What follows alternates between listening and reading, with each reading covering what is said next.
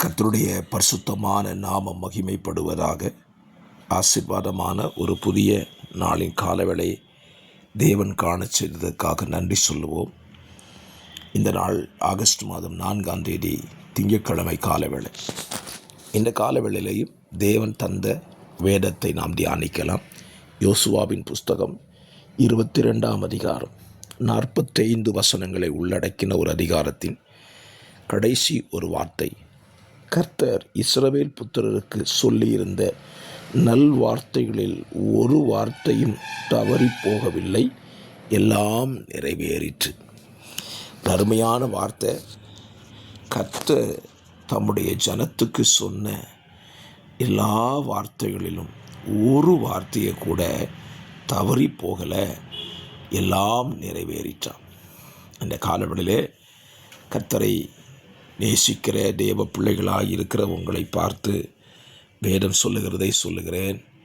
கர்த்தர் உங்களுக்கு என்னெல்லாம் சொல்லியிருக்கிறாரோ அதில் ஒரு வார்த்தை கூட தவறி போகாமல் எல்லாவற்றையும் நிறைவேற்ற அவர் உண்மை உள்ளவராக இருக்கிறார்.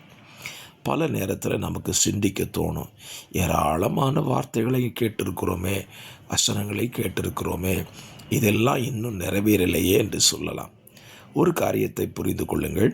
கர்த்தர் உங்களுக்கு ஒன்றை சொல்லி இருப்பாரானால் நிச்சயமாக அவர் அதை நிறைவேற்றுவார். சந்தேகமே கிடையாது. ஏனென்றால் சொன்னது கர்த்தர், மனுஷன் அல்ல. பல நேரத்தில் மனுஷர்களாக இருக்கிற நாம் சொன்னதை நிறைவேற்ற தீவிரப்படுகிறோம் அல்லவா? சொல்லிட்டேனே, என்ன செய்ய, வாய் திறந்து சொல்லிட்டேனே, செய்யணும்ல அப்படின்னு நம்ம நினைக்கிறோமே. அப்படியானால் நம்மை உண்டாக்கின தேவன், அவர் வானத்தையும் பூமியும் உண்டாக்கினவர் அல்லவா? அவர் தாம் சொன்ன காரியத்தில் எந்த அளவுக்கு மனஸ்தாபப்பட மாட்டார். அவர் சொன்னார்ல, நிச்சயமாக அந்த வார்த்தையை உங்களில் அவர் நிறைவேற்றத்தான் செய்வார். என்னை கேட்கிற அருமையான கர்த்தருடைய பிள்ளைகளை, உங்கள் மனம் ஒருவேளை காலவெளி சோர்ந்து இருந்தால் இந்த வார்த்தையை சொல்லுங்கள். கர்த்தர் சொன்ன வார்த்தையெல்லாம் இஸ்ரவேல் புத்தருடைய வாழ்க்கையில் நிறைவேறினது போல என் வாழ்க்கையிலையும் நிறைவேறும் என்று சொல்லி விசுவாச அறிக்கை செய்யுங்கள். நிச்சயமாய் உங்கள் வாழ்க்கையில் கர்த்தர் சொன்ன வார்த்தையை கர்த்தரே நிறைவேற்றி உங்களை சந்தோஷப்படுத்துவார். பிதாவே, இன்றைக்கு இந்த வார்த்தையை கேட்கிற பிள்ளைகளுடைய வாழ்க்கையில் நீங்கள் சொன்ன வார்த்தைகள் எல்லாம் நிறைவேற பண்ணுங்கப்பா.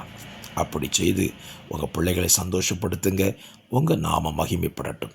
இயேசுவின் நாமத்தில் பிதாவே, ஆமேன், ஆமேன், ஆமேன்.